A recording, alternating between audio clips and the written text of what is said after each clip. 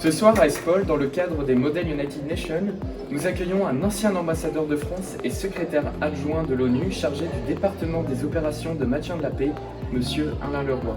Merci beaucoup, c'est un grand honneur pour nous. Monsieur l'ambassadeur, bienvenue. Alors vous êtes venu nous délivrer une conférence sur l'évolution du rôle de l'ONU ces dernières années avec une accentuation sur le maintien de la paix et des tensions actuelles. Pour rester dans l'évolution de l'ONU, ne pensez-vous pas qu'un trop large élargissement puisse nuire à la prise de décision de l'ONU? Alors, à l'ONU, il y a deux grands organes, l'Assemblée générale et le Conseil de sécurité. L'Assemblée générale reprend tous les États membres, on peut appeler ça le Parlement du monde.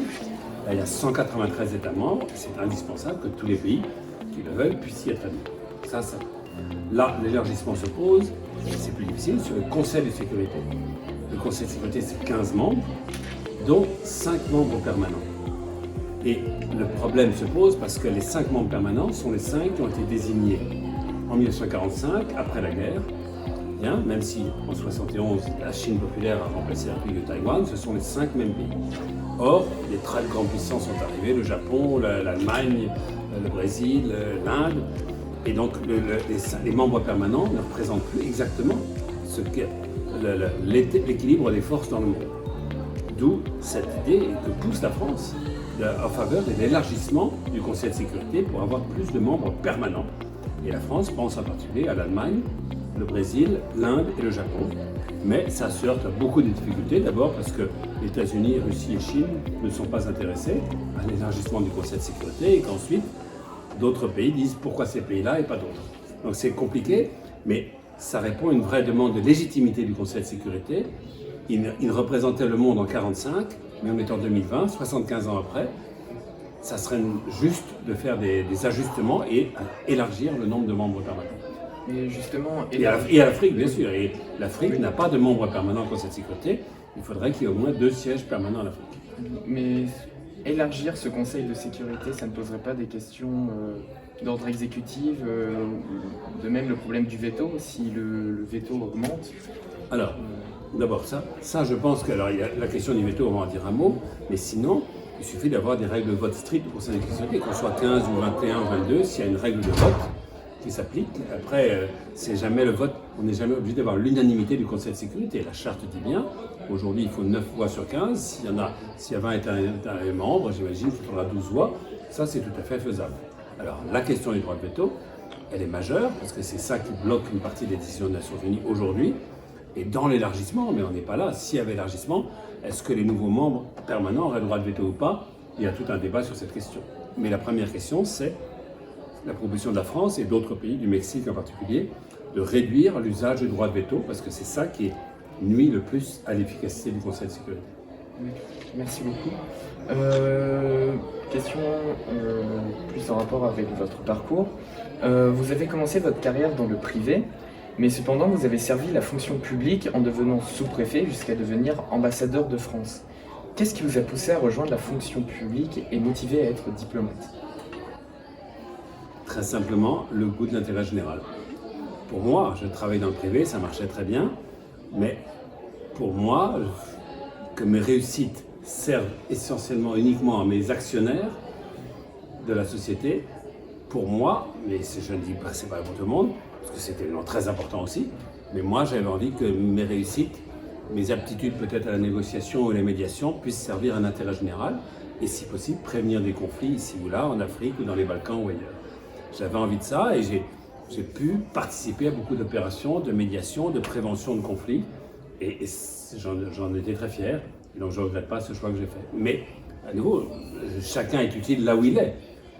Dans mon cas, c'est ça qui m'a motivé, c'est de travailler pour l'intérêt général et si possible dans la prévention de conflits. Très bien, merci. Du fait, fort de votre vaste expérience, est-ce que vous ne pensez pas que la France, au milieu des superpuissances américaines, chinoises ou même russes, est moins influente qu'auparavant et est devenue, pour reprendre les mots du président Giscard d'Estaing, une grande puissance moyenne? Alors, il n'y a aucun doute que la France, maintenant, en termes de population et même de poids économique, ne représente plus la même chose dans le monde que ce qu'elle représentait au XIXe siècle, où les deux grandes puissances étaient le Royaume-Uni et la France, enfin, de grandes puissances occidentales. C'est clair qu'il y a eu des tas de puissances émergentes, on le voit parfaitement, la Chine, l'Inde, le Brésil et beaucoup d'autres. Bien. Et donc simplement, la solution pour la France, elle paraît évidente, et ça, tous les gouvernements français successifs en sont bien conscients. Et il faut que pour rendre la puissance à la France, passons par l'Europe et pour éviter le risque d'un G2, dans lequel un tête-à-tête entre les États-Unis et la Chine, assurément que la France travaille pour une Europe plus forte. Alors la France dit parfois pour une Europe puissance, en tout cas pour une Europe plus forte, qui a une vraie politique étrangère, une politique de défense plus forte. Ça nous paraît indispensable et c'est comme ça que la France pourra retrouver son rang. Et au sein de l'Europe, on sait bien que la France a un rôle moteur majeur avec l'Allemagne et avec d'autres. Et c'est la carte évidemment que la France doit jouer pour pouvoir continuer à se faire entendre dans le monde. Merci. Et pour rebondir sur ce que vous dites sur l'Europe, vous avez aussi travaillé dans la diplomatie européenne. En 2001, vous devenez représentant spécial de l'Union européenne dans l'ancienne République yougoslave de Macédoine.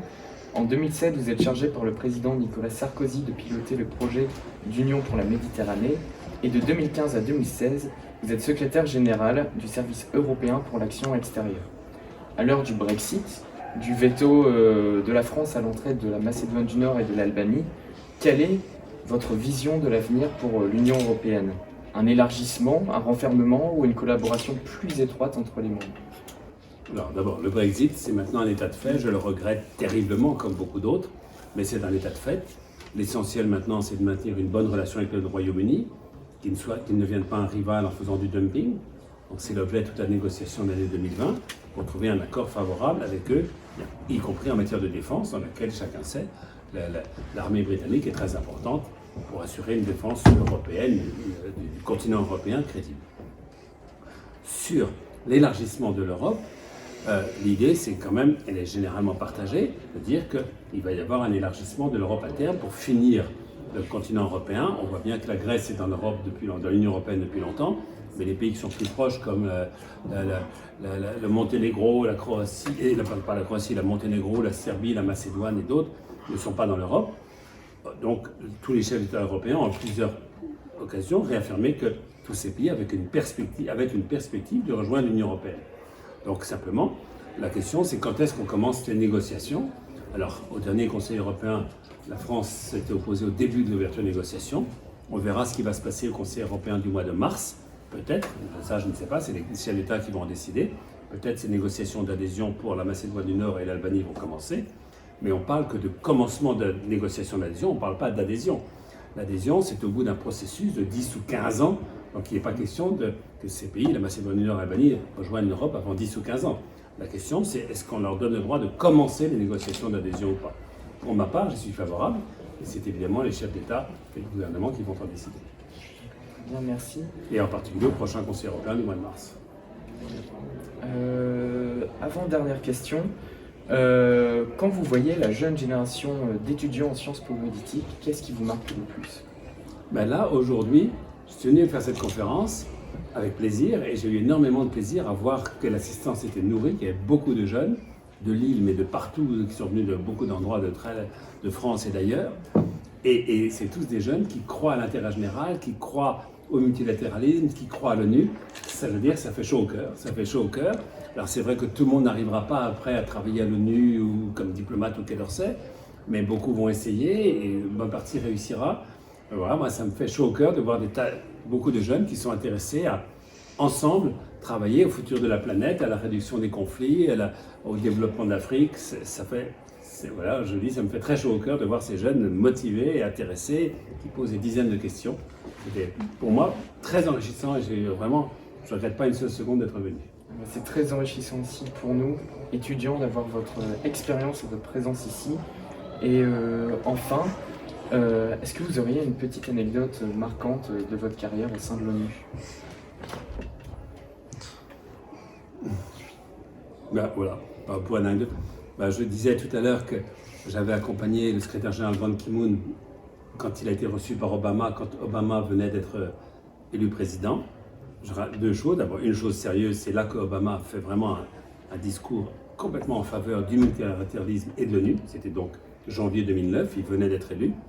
Et puis juste pour une anecdote, ce qui m'a amusé, c'est que dans son bureau, il n'y avait rien, c'était quelques papiers bien sûr, mais rien d'autre, sauf des vases avec beaucoup de pommes.